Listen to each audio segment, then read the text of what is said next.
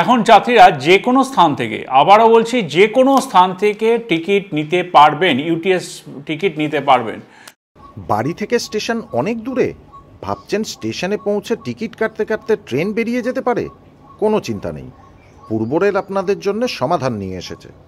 এখন বাড়ি স্টেশন থেকে যত দূরেই হোক না কেন, ইউটিএস অন মোবাইল অ্যাপের মাধ্যমে ঘরে বসেই টিকিট কাটতে পারবেন।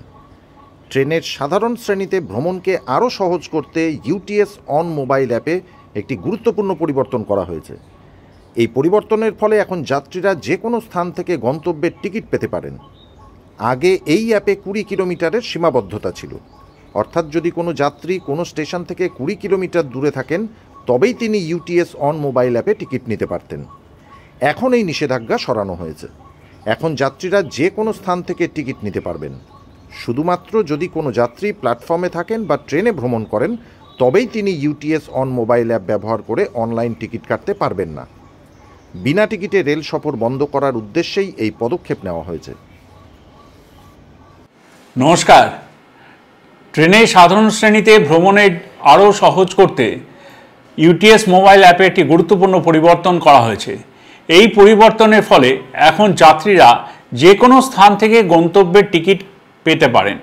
আগে এই অ্যাপের মাধ্যমে মাত্র 20 কিলোমিটারের সীমাবদ্ধতা ছিল, অর্থাৎ যদি কোনো যাত্রী কোনো স্টেশন থেকে 20 কিলোমিটার দূরে থাকেন তবেই তিনি ইউটিএস মোবাইল অ্যাপে টিকিট নিতে পারতেন। আবারও বলছি, পারতেন। এখন সেই নিষেধাজ্ঞা উঠে গেছে।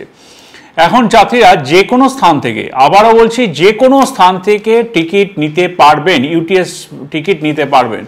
শুধুমাত্র যদি কোনো যাত্রী প্ল্যাটফর্মে থাকেন বা ট্রেনে ভ্রমণ করেন তবে তিনি ইউটিএস মোবাইল অ্যাপ ব্যবহার করে অনলাইনে টিকিট কাটতে পারবেন না।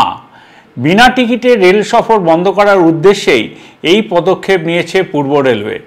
রেলের তরফ থেকে একটি বিশেষ প্রচেষ্টা আমরা চালাচ্ছি যাতে আমাদের অনলাইনের মাধ্যমে পেপারলেস টিকিটিং ডিজিটাল বিপ্লব এগিয়ে নিয়ে যেতে পারি আপনাদের সহযোগিতায়, এবং পরিবেশকে সুরক্ষিত রাখার আমাদের আবেদন রাখি আপনাদের কাছে। তাই আপনারা ইউটিএস অন মোবাইলের মাধ্যমে টিকিট কাটুন, অযথা লাইনে দাঁড়াবেন না, বাড়িতে বসে টিকিট কাটুন, কোনো চিন্তা নেই। ধন্যবাদ। ব্যুরো রিপোর্ট, সংবাদ বাংলা টিভি।